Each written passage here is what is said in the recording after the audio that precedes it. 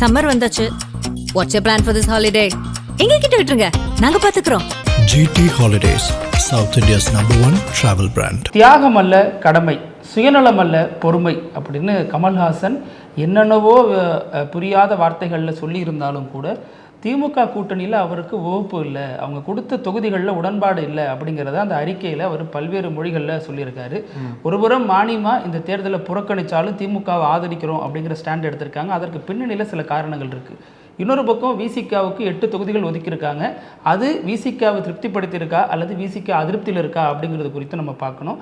இன்னொன்று, இன்னைக்கு அதிமுகவில் பொதுச் செயலாளர் எடப்பாடி பழனிசாமி நிறைய அறிவிப்புகளை வெளியிட்டிருக்காரு. இலவச ஃப்ரிட்ஜு, அதாவது விலையில்லா ஃப்ரிட்ஜ் உள்ளிட்ட பல விஷயங்களை கொடுத்துருக்காரு. இன்னொரு பக்கம் சத்தமே இல்லாமல் நேற்று வந்து தேமுதிக 10+1 வாங்கிடுச்சு அப்படிங்கிற கோபமும் திமுக கூட்டணிக்குள்ளே ஓடிட்டு இருக்கு. எல்லாத்தையும் பேசிடலாம். Welcome to sensation.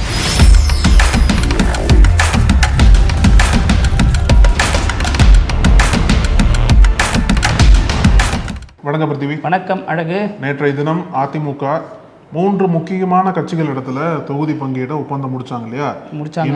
அதுக்கு முன்னாடி நான் சொல்றேன், அதாவது இந்த படத்துல சொல்லுவாங்கல்ல, முதியவர்கள், வயதானவர்கள், இதய கோளாறு உள்ளவர்கள் அதெல்லாம் பார்க்க வேணாம்பாங்கல்ல, அந்த மாதிரி இருக்கு. இப்போ டக்கு டக்கு டக்குன்னு ஒரு பிரேக்கிங் இருக்குல்ல. ஒரு பக்கம் மானியம் எப்படி சொன்னா, ஒரு பக்கம் தேமுதிக அப்படி சொல்லுது.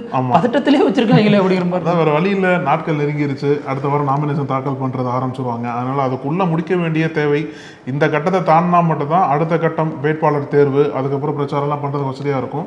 அதனால தான் நேற்றைய தினம் அதிமுக 3 முக்கியமான கட்சிகள் இடத்துல ஒப்பந்தத்தை முடிச்சிட்டாங்க. இன்னைக்கு திமுக வந்து விசிகா, தேமுதிக இந்த 2 கட்சிகள் இடத்துல ரொம்ப இழுபறியாக போயிட்டு இருந்தது. இப்போ திருமாவளவன் என்ன சொன்னார் அப்படின்னா, போராடி தான் இடங்களை வாங்க வேண்டியதாக இருக்குது, அந்த சூழ்நிலை இருக்குன்னு சொல்லிட்டு அவர் ஒரு கருத்தை பதிவு பண்ணியிருந்தார். இப்போ இன்னைக்கு வந்து இந்த கேப்புக்கு நடுவில் விஜய் கட்சியிலிருந்து மீண்டும் அழைப்பு, திருமாவுக்கு இங்கே வாங்க, நான் உங்களுக்கு வந்து ஆமாம் கௌரவமான இடங்களை தரோன்னு சொல்லிட்டு மீண்டும் ட்ரை பண்ணிட்டே இருந்திருக்காங்க. ஆனால் திருமாவளவன் வந்து திமுக இடத்துல ஒப்பந்தத்தை ஃபைனலைஸ் பண்ணி இன்னைக்கு வந்து சைன் பண்ணியிருக்காங்க. திரும்ப எப்போவுமே கடைசி நேரத்தில் அணி மாறுகிற பழக்கம் இல்லாதவர். அவர் அதற்காகவே திமுக குறைச்சி கொடுக்குறதும் நியாயமும் கிடையாது. இதில் வந்து திருமாவளவனுக்கு விசிகாவுக்கு இன்னைக்கு 8 சீட்டு கொடுத்துருக்காங்க அப்படின்னா, கலைஞர் தொடக்கத்தில் உள்ள வரும் பொழுது 8 சீட்டு கொடுத்தாங்க. அதுக்கப்புறம் ஜெயலலிதா இடையில 9 கொடுத்தாங்க. மறுபடியும் கலைஞர் 10 சீட்டு கொடுத்தாரு. இப்போ மறுபடியும் ஸ்டாலின் 8 சீட்டு கொடுத்துருக்காரு. இது பொதுவாக பார்த்தோம்னா இதில் என்ன பெரிய வளர்ச்சி இருக்கு, விசிகாவை முடக்கும் வேலை தானே இது அப்படின்னு பார்த்தாலும், முன்பு கொடுத்தது, இப்போ ஜெயலலிதா 10 கொடுத்தாங்கன்னா 10ல் இவங்களால வெற்றி பெற முடியல. கலைஞர் கொடுத்த 8ல் எத்தனை வென்றாங்க அப்படிங்கிறது தெரியும். ஸோ அது மாதிரி இதை பார்த்தோம் அப்படின்னா இதில் எல்லாமே எம்எல்ஏ ஆகிறதுக்கான வாய்ப்புகள் இருக்கு அப்படின்னு விசிகாவினர் நம்புறாங்க. அது மாதிரி இப்போ 8 கொடுத்துருக்காங்க அப்படின்னா அதில் நிச்சயமா நம்ம 6, 7 ஆச்சும் ஜெயிச்சாகணும். அதில் 6 பொது தொகுதி, 6 தனித்தொகுதி, 2 பொது தொகுதி கொடுத்துருக்காங்க. அப்போ இது வந்து விசிகாவை ஒரு பொதுவான கட்சிங்கிற அடையாளத்தை நோக்கி நகர்த்தினாலும், இப்போ நீங்கள் ஒரு விஷயம் நல்லா கவனிக்கணும் அடக்கு. இதில் நீங்கள் என்னதான் நம்ம வெளிப்புறமாக ஒரு விஷயம் பேசினாலும் இதில் மறைமுகமாக ஒரு விஷயம் இருக்குது. அதாவது இந்த கூட்டணியோட தலைமை திமுக, அதற்கடுத்து அதிக தொகுதிகளில் 28 தொகுதியில் போட்டிடுறது காங்கிரஸ், அதற்கடுத்து அதிக தொகுதியில் போட்டிடுறது தேமுதிக, அதற்கடுத்த பெரிய கட்சினா விசிக தான் அந்த கூட்டணியில் இருக்கு. இந்த லைன்ல விசிக வந்து உட்காந்துருச்சு. இது ஒரு வகையில் ஒரு பாசிட்டிவான மெசேஜா இருந்தாலும், திமுக கூட்டணிக்குள்ள தலைவர்கள் நிம்மதியா இருக்காங்களோ இல்லையோ, தொண்டர்கள் கடுமையான அதிருப்தியிலையும் கோபத்திலே இருக்காங்க. கண்டிப்பாக இந்த தேர்தலில் அது எதிரொலிக்கும். மக்கள் நீதி மையம்க்கு அவங்க கொடுத்த 2 சீட்டு வேணான்ட்டாங்க. 2 சீட்டு தான் கொடுக்குறாங்க. 1 தான் தரனாங்க. அப்புறமா உதயநிதி தலையிட்டு 2ஆ மாறுனுச்சு. 2த்துலையும் அவங்களுக்கு வந்து டார்ச் லைட் சின்னம் கிடைச்சிடுச்சுங்க. மற்ற கட்சி மாதிரி சிக்கல் கிடையாது. டார்ச் லைட் சின்னம் தமிழ்நாட்டிலையும் கிடைச்சிடுச்சு, பாண்டிச்சேரியிலும் கிடைச்சிடுச்சு. அப்போது ஏன் திமுக தர தயங்குது அப்படிங்கிறது அவங்களுக்கு அதிருப்தி. அவங்க என்ன சொல்றாங்க, நீங்க நின்று தோத்து போயிட்டீங்கன்னா என்ன பண்றது, உதயசூரியனில் நில்லுங்கன்னு கொடுத்த அழுத்தம் கமலை வந்து இந்த முடிவு நோக்கி நகர்த்திடுச்சு. இதில் திருமாவளவன் பற்றி பேசும்போது நீங்கள் சொன்னது போல் 8 தொகுதிகள் இறுதி பண்ணியிருக்காங்க. போன தேர்தலில் 2021 நடைபெற்ற தேர்தலில் 6 தொகுதிகளை போட்டி போட்டாங்க. 6ல் 4 ஜெயிச்சாங்க இல்லையா? இப்போ அந்த ஸ்ட்ரைக் ரேட் வந்து நிச்சயமாக திருமாவளவனுக்கு இருக்குது. அதனாலேயே வந்து 8 தொகுதி அப்படின்னா குறைஞ்சது 6 தொகுதி 7 தொகுதி ஜெயிச்சலான்ற மாதிரி நம்புகிறாங்க. ஆனால் விசிகோட எதிர்பார்ப்பு என்னவாக இருந்தது அப்படின்னா, குறைஞ்சது 10 தொகுதிகள், அப்புறம் ஒரு ராஜ்யசபா சீட்டை எதிர்பார்த்தாங்க. அந்த ராஜ்யசபா சீட் வேணும்னு சொல்லிட்டு கோரிக்கையெல்லாம் வைக்கப்பட்டது. ஆனால் இறுதியில் வந்து அது கைமீறி போனாலும், கையை விட்டு போனாலும், இதில் திரும்ப என்ன சொல்கிறார் அப்படின்னா, விசிகாவுக்குன்னு ஒரு நலன் இருக்குது. விசிகா நலன் நமக்கு முக்கியம் தான். ஆனால் அதையும் விட இந்த கூட்டணிக்கான நலன் வந்து ரொம்ப முக்கியம். அதன் அடிப்படையில் தான் நாங்கள் வந்து இந்த ஒரு ஒப்பந்தத்தை சைன் பண்ணியிருக்கோம்னு சொல்லிட்டு ஒரு ஸ்டேட்மெண்ட்டை கொடுத்துட்டு, அதில் ஒரு விஷயம் இருக்கு அழகு. அதாவது திரும்ப வந்து 10+1 தான் தொடக்கத்திலேருந்து ஒரு வைத்த கோரிக்கையாக இருந்துச்சு. அந்த 10+1 எப்படி 8ஆக மாறுனுச்சு அப்படின்னா, ராஜ்யசபாவுக்கான அதாவது திருமாவுக்கு 2028 திருமா நிற்கிறதா இருந்தால் ஒரு சீட்டு தர்றோம் அப்படின்னு திமுக பேசுனுச்சு. ஆனால் திருமா என்ன பண்ணார், அதை வந்து ரொம்ப நெருக்கிலாம் சொல்லலை. அந்த +1ங்கிறத ஒரு டிமாண்டாக வச்சாரே ஒழிஞ்சு அதுக்கு அதிக அழுத்தம் கொடுத்து அதை நோக்கி அவர் வந்து இது பண்ணல. அதற்கு பதிலாக சட்டமன்ற தேர்தலில் கூடுதல் தொகுதி கேட்டுட்டு இருந்தார். அப்போ திமுக வந்து லோக்சபா எம்பி இருக்கார். ஆமாம், ராஜ்யசபா எம்பி தேவைப்படாது. 2028 அவர் போகிறதாக தர்றோம் அப்படிங்கிறது அவங்க சொன்ன பாயிண்டாக இருக்குன்னு சொல்கிறாங்க. இதில் இப்போ திருமா வந்து 7 சீட்டுக்கு முன்னாடி திமுக 7+1 அப்படிங்கிற ஒரு ஐடியாவில் இருந்திருக்கு. ஆனால் திரும்ப ராஜ்யசபா வேண்டாம்னு சொன்னதுனால பரவாயில்ல, இவ்வளோ பெருந்தன்மையாக இருக்கார் கூட்டணிக்காக அப்படின்னு அவருக்கு ஒரு சீட்டு கூட கொடுத்துருக்காங்க. இது என்னதான் இருந்தாலும் களத்தில் தொண்டர்கள் மத்தியில் ஒரு சின்ன அதிருப்தி இருந்தாலும் இன்னொரு பக்கம் கடந்த முறையை விட நம்ம 2 சீட்டு கூடுதலாக வாங்கிட்டோம். மற்ற கட்சிகளுக்கு குறைச்சி தான் கொடுத்துருக்காங்க. மதிமுக 6 நின்றுச்சுன்னா 4 தான் கொடுத்துருக்காங்க. கம்யூனிஸ்டுகளுக்கு 6 நின்னவங்க 5 தான் கொடுத்துருக்காங்க. எப்படி எடுத்துக்கலாம் அப்படின்னா, கடந்த முறை போட்டி போட்ட அந்த கூட்டணி கட்சிகளோட இந்த முறை கட்சிகள் எண்ணிக்கை கூட, கூட்டணியில் அதிகமாக கட்சி வந்திருக்காங்க, இருந்தாலும் நம்மளுக்கு அதிகமாக கொடுத்துருக்காங்களே அப்படின்ற ஒரு ஆதரவு, அப்படின்ற ஒரு வரவேற்பு அங்கே இருக்கு. அப்படின்னா விசிகாவினுடைய முக்கியத்துவம் என்னங்கிறது களத்தில் தெரியுது, திமுகவும் உணருது. அவங்களுக்கான வாக்கு வங்கி திரும்ப சொன்னார் இல்லையா, ஸ்டாலினை மேடையில் வச்சுக்கிட்டு திமுகவுக்கு விழுற 4 ஓட்டுல 1 ஓட்டு எங்க ஓட்டு அப்படின்னாரு, விசிகா ஓட்டுனாரு. அந்த அடிப்படையில் நம்ம இதை பொருத்தி பார்க்க வேண்டியதா இருக்கு. அப்போ திருமாவளவன் இந்த எலெக்ஷன்ல ஜெயிச்சாரா தோத்தாராங்கிறத தாண்டி அவர் ஒரு முக்கியமான கட்சி அப்படிங்கிற அந்த ஒரு உருவாக்கத்தை மக்கள் மத்தியில் கொண்டு போய் சேர்த்துட்டாரு. இதுல நேற்று நம்ம சொல்லுவோம், இப்போ தேமுதிக ஏன் 10 வந்திருக்கு +1 வரை கொடுக்குறாங்க அப்படிங்கிறது ஒரு அதிருப்தியா இருக்கு. அதற்கு திருமாவளவன் கொடுத்த பேட்டி ஒரு நேர்காணலையே அவர் தெளிவாக விளக்குறாரு. ஏன் தேமுதிக காங்கிரஸ்க்கு கூடுதல் தொகுதி தரணும் அப்படின்னா, இப்போ ஒரு வீட்டில் வயதான ஒருத்தர் இருக்காரு, அவர் உடல்நலிவுற்று இருக்காரு, அவர் இப்போ நம்ம அவர் பையன் தூக்குற மாதிரி ஒரு 20 கிலோவை அவரால் தூக்க முடியாது. ஆனால் அவருக்குரிய மரியாதையை தரணும் இல்லை. அது மாதிரி தான் காங்கிரஸ் கட்சியும் இந்தியாவில் பலமுறை ஆண்ட கட்சி, தமிழ்நாட்டை ஆண்ட கட்சி, அந்த கட்சிக்கு உரிய ஒரு மதிப்பை கொடுக்கணும், அதுக்கான ஒரு மரியாதையை ஒரு அங்கீகாரத்தையும் நம்ம கொடுக்கணும். அதன் அடிப்படையில் திமுக இவ்வளோ தொகுதிகள் 28 தொகுதியில் ஒதுக்குது. அப்போ தேமுதிகவுக்கு ஏன் இது வந்து அப்ளை ஆகுது, எப்படி கொடுக்குறீங்கன்னு கேட்டப்ப தேமுதிகவும் பிரதான எதிர்கட்சியாக அமர்ந்த ஒரு கட்சி, அதற்கு ஒரு வாக்கு சதவீதம் இருக்கு, அதற்கு உரிய மரியாதையும் திமுக கொடுக்கணும், அதனால இப்படி கொடுக்குறாங்க அப்படின்னு திமுகவினர் கோவப்படாத அளவுக்கு ஒரு அழகான ஒரு வாதத்தை திருமாவளவன் எடுத்து வச்சார். எல்லாரும் ஏற்றுக்க ஒரு வாதமாக இருந்தது. என்னதான் அவரோட கட்சியை வந்து அந்த அளவுக்கு பெருசா இல்ல, தமிழ்நாடு முழுக்க விசிகா வளர்ந்துருக்காங்க, மாற்றுக்கிறதே கிடையாது. ஆனா விசிகாவையும் தாண்டி பல கட்சிகள் இங்க இருக்காங்க, அவங்களுக்கான முக்கியத்துவத்தை திமுக கொடுக்க தான் செய்யணும் அப்படின்ற மாதிரி ஒரு வழக்கத்தை வந்து எல்லாருமே ஏத்துக்கிறாங்க. அதில் மற்ற கூட்டணி கட்சிகளுக்கு கடுப்பால இருக்கும். இப்போ மதிமுக யோசிச்சு பாருங்க, அவங்க வந்து இப்பவே பதிவு போட ஆரம்பிச்சிட்டாங்க, இதெல்லாம் என்ன நியாயங்கிற மாதிரி. அவருக்கு வந்து 6 இன்னொரு 8 தரீங்க, எங்களுக்கு 6 நின்னவங்களுக்கு 4 தான் தரீங்க. கம்யூனிஸ்டுகள் வந்து கடைசி நேரம் வரைக்கும் போராடி 5 தான் வாங்க முடிஞ்சு, 2 கம்யூனிஸ்டுகளுக்கும் 5 தான் கொடுத்துருக்காங்க. அப்போ தேமுதிக காட்டி எங்களை குறைச்சிட்டீங்க, விசிகாவுக்கு இருக்கிற அங்கீகாரமும் உரிய மரியாதை எங்களுக்கு ஏன் தரப்படலைங்கிற குமுறல் இப்பவே வெடிக்க ஆரம்பிச்சிடுச்சு. ஆமா, இதில் தேமுதிக பற்றி பேசும்போது அவங்க எதிர்பார்த்ததுபடியே இரட்டை இலக்கங்களில் திமுக தலைமை அவங்களுக்கு தொகுதிகளை கொடுத்துருக்காங்க. முதல் முறையாக திமுக பக்கம் வந்திருக்காங்க இந்த தேர்தலில். அதனால் வந்து அவங்க பெருசாக என்ன எதிர்பார்த்தாங்க அப்படின்னா 12 தொகுதிகள் கேட்டாங்க. அப்புறம் ராஜ்யசபா சீட் வந்தப்பே நம்ம சொன்னோம் 12+1 கூட முன்னாடி பேசப்பட்டது.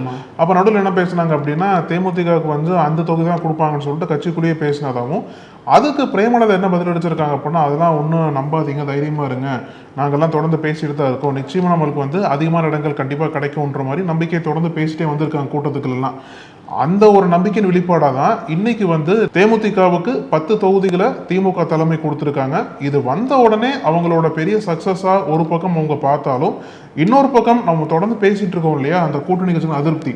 அது ஒரு பக்கம் வந்து ஜெல் ஆகலாம், தொண்டர்கள் நிலையில ஒரு புதிய ஒரு கூட்டணி வந்திருக்கு, ஏன்னா கட்சியோட மாவட்ட செயலாளர்களே திமுக பக்கம் தான் நிற்கணும்னு சொல்லிட்டு விரும்புறதா பிரேமலதா சொல்லியிருக்காங்க பல இடங்கள்ல. இன்னொரு பக்கம் சுதீஷை வந்து டிஎம்கே எம்பி ஆகிட்டாங்க.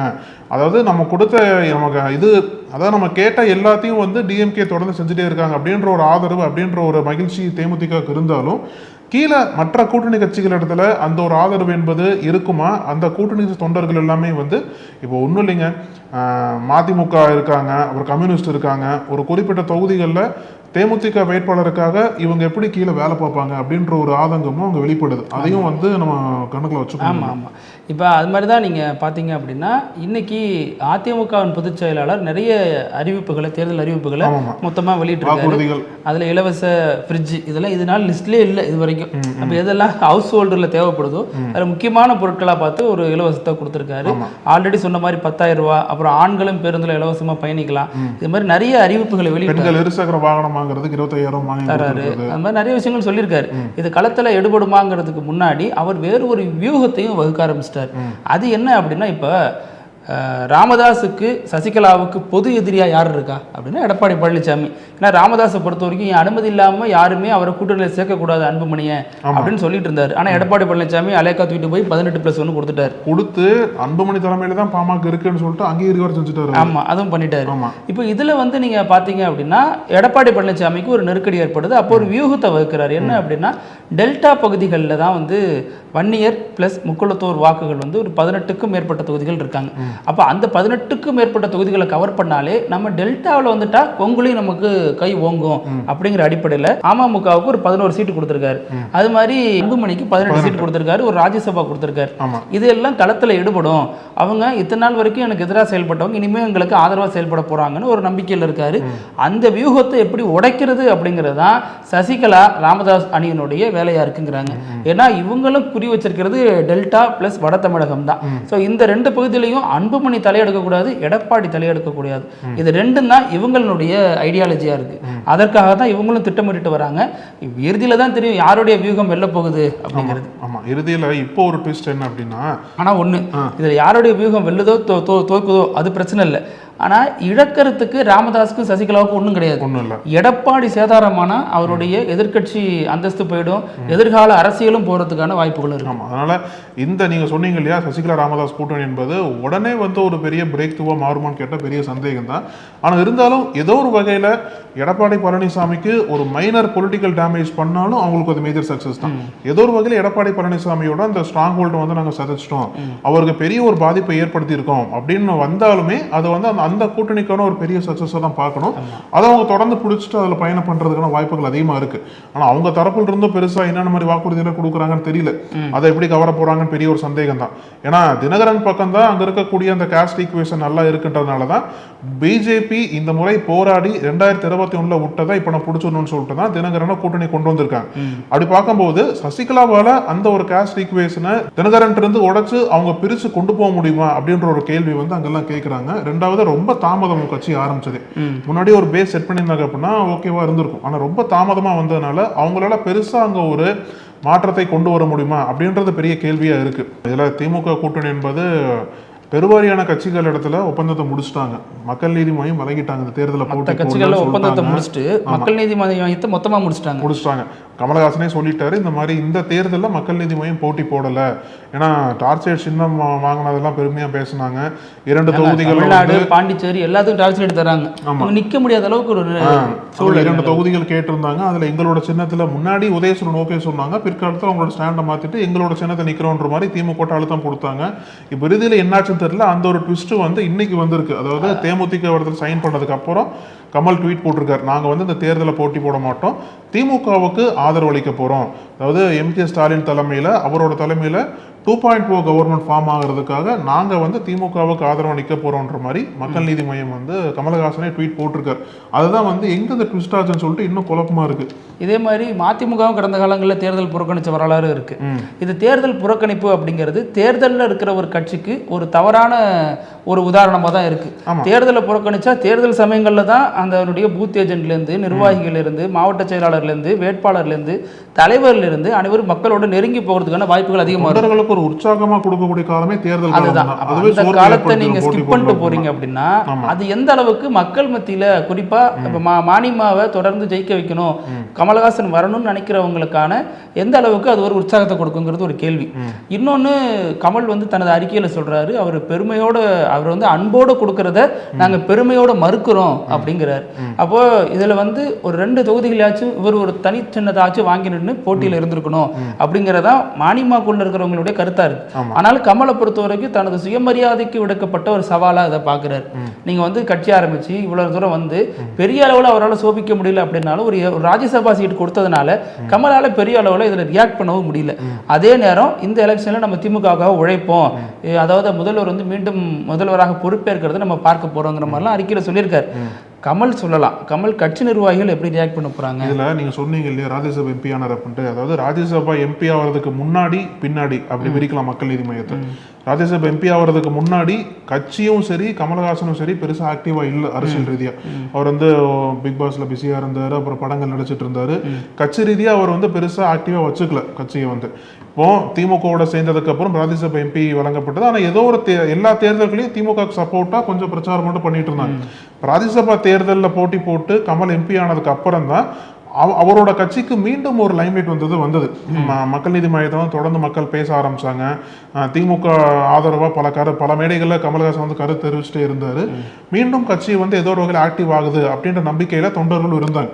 இப்போ அந்த ஒரு இதை பயன்படுத்தி தேர்தலை போட்டி போட்டா தோல்வியே வந்தாலும் ஏதோ ஒரு வகையில மக்கள் நீதி மையமும் தேர்தலை போட்டி போட்டது அப்படின்ற ஒரு இது இருந்திருக்கும். ஆனா எதற்காக திடீர்னு இந்த ஒரு முடிவை கமலஹாசன் எடுத்தார்? ஆக்டிவா வந்துட்டு இருந்த ஒரு கட்சி சும்மா தேர்தலை போட்டி போட்டு இருந்திருக்கலாம். ஏன்னா அடுத்த 5 வருஷம் இருக்கு தேர்தல் வர்றதுக்கு. அந்த ஒரு 5 வருஷத்து காலத்துல எப்படி வந்து நம்ம கட்சி தேர்தலை போட்டி போடாம இருக்கிறது? இப்போ நம்ம இந்த எம்பி இதை பயன்படுத்தியே வந்து தமிழ்நாடு முழுக்க பிரச்சாரம் பண்ணி ஒரு 2-3 தொகுதியில போட்டி போட்டாச்சு. ஏதோ ஒரு வகையில கொஞ்சம் மார்ஜின் எடுத்து இருந்திருக்கலாம், கொஞ்சம் ஓட் ஷேர் வாங்கியிருக்கலாம். அப்ப ஏன் கமல் வந்து இந்த முடிவு எடுத்தாரு? மீண்டும் வந்து ஆக்டிவான கட்சியை கொஞ்சம் பின்னாடி கமல் தள்ளிட்டு போறாரோ அப்படின்ற ஒரு கேள்வி எழுந்திருக்கு. இது ஒரு மோசமான முன்னுதாரணம் அப்படிங்கறத வருங்காலங்களில் கமல் கட்சியை சார்ந்தவங்களோ கமல் கட்சியை பகுப்பாய்வு செய்யக்கூடியவங்களோ சொல்லக்கூடிய வாதமா இருக்க போகுது அப்படிங்கிறத பார்க்க முடியும். ஆமா, இப்போ நம்ம வீடியோவோட இறுதி பகுதி வினோத செய்தி இப்படி இல்லாம நடக்கும். இன்னைக்கே நிறைய வினோத செய்தி பார்த்தா நான் பதட்டமா வினோத செய்திங்களா? இது என்ன அப்படின்னா, காவல்துறைக்கு ஒரு வினோதமான ஒரு கம்ப்ளைண்ட் வந்திருக்கு. பொதுவாகவே வந்து காவல்துறையில் வந்து நம்ம தொடர்ந்து பல இடங்களை பார்த்துருக்கோம். கம்ப்ளைண்ட் வந்து ரொம்ப வினோதமாக கொடுப்பாங்க. அது காவல்துறையை வந்து ரொம்ப அதிர்ச்சி ஆவாங்க, இதெல்லாம் கம்ப்ளைண்ட் அப்படின்ட்டு. அதே மாதிரி என்ன அப்படின்னா, ஆந்திராவில் ஒருத்தர் வந்து ஒரு போலீஸ் ஸ்டேஷனுக்கு போயிருக்காரு. கையில் ஒரு பாத்திரத்தை எடுத்துட்டு போயிருக்காரு. என்ன இவர் பாத்திரத்தோடு வந்துருக்காரு சொல்றதை கேளுங்க. அப்படிதான் நினைச்சாங்க போலீஸ்காரங்க. பாத்திரம் என்னடா இவங்க பாத்திரம் கொண்டு வந்துறேன்னு சொல்லிட்டு போலீஸ்காரங்க கேட்கிறாரு, என்னங்க பாத்திரத்தை கொண்டு வந்திருக்கீங்க அப்படின்னு. அவர் பாத்திரத்தை திறந்து காட்டினார் அப்படின்னா உள்ள மட்டன் இருந்திருக்கு. நீங்க சொன்னது மாதிரி தான் போலீஸ்கார நினைச்சாங்க போல் இருக்கு. சரி மட்டன் வாங்கிட்டு வந்திருக்காரு போறான்னு சொல்லிட்டு கேட்டாங்க. போடுங்க இலையே சாப்பிடுவோம் அப்படின்னாரு. இவர் என்ன சொல்லியிருக்காரு, உங்களுக்கு வாங்கிட்டு வரலீங்க, நான் மட்டன் வாங்கிட்டு போன வீட்டுக்கு. ஆனா இந்த மட்டனை வந்து வேக வச்சேன், 20 முறை வேக வச்சு மட்டன் வேகவே மாட்டேங்குது. எவ்வளவு பெரிய வேதனை. அததான் கம்ப்ளைண்ட் பண்றதுக்கு வந்திருக்காரு போலீஸ் ஸ்டேஷனுக்கு. மட்டனே தூக்கிட்டு வந்துட்டார். இது பாருங்க மட்டனே வேகலன்னு சொல்லிட்டு கம்ப்ளைண்ட் பண்ணிருக்காரு. இதனடா அது புது பிரச்சனையா? அவனு வேகாத வெயில்ல வந்து வேலை பார்த்துட்டு இருந்தா மட்டன் வேகலுக்கு ஒரு பிரச்சனையா அப்படின்னு வடிவேலு துணியில போட்டு வெளுத்திருப்பாங்களே. அப்புறம் என்னன்னா இதனடா புது பிரச்சனையா இருக்குன்னு சொல்லிட்டு அந்த மட்டன் வியாபாரி இருக்காருல்ல, அவரை கூப்பிட்டு விசாரணை பண்ணியிருக்காங்க. டைம் எல்லாம் ஒதுக்கி கூப்பிட்டு விசாரணை பண்ண அப்படின்ட்டு. விசாரணையில வந்து ஏதோ தப்பு நடந்திருக்குன்னு சொல்லிட்டு அவர் ஒத்துக்கிட்டார். நான் வேற மட்டன் வாங்கி கொடுத்துறேன் அப்படின்னு ஒத்துக்கிட்டாரு. பரவாயில்லையே. ஆமா. ஆனா எனக்கு இந்த வழக்குகள் எல்லாம் ஒரு காமெடியா நகைச்சுவையா கடந்து போற மாதிரி இருந்தாலும் ஒரு கோழி குஞ்சு காணும்னாலும் காவல்துறையில கம்ப்ளைண்ட் கொடுக்கலாம்ங்கிறது இருக்கு. அது கம்ப்ளைண்ட் கொடுத்தா எந்த அளவுக்கு சட்டம், அதாவது காவல்துறை அதை கையில் எடுத்து பண்ணுதுங்கிறது இருக்கு. ஒன்றும் இல்லை, நம்ம மொபைல் இப்போ காணா போயிடுச்சு அப்படின்னு ஒரு ஸ்டேஷனில் கம்ப்ளைண்ட் கொடுத்தோம்னா அவங்க வந்து புகாரை வாங்கிப்பாங்களே ஒழிஞ்சு அதுக்கு மீது என்ன நடவடிக்கை எடுக்கிறாங்க, எத்தனை திருட்டு மொபைல் கண்டுபிடிக்கப்பட்டுச்சு அப்படிங்கிறதுலாம் ஒரு விஷயம். இன்னொரு பக்கம் போலீஸாருக்கு ஆல்ரெடி பணிச்சுமை இருக்கு, அங்கே வந்து காவலர்களோட எண்ணிக்கை கம்மியாக இருக்கு, அவங்க மன அழுத்தம் அதிகமாக இருக்கு, இந்த மாதிரியான விவாதங்களும் ஒரு பக்கம் இருக்கு.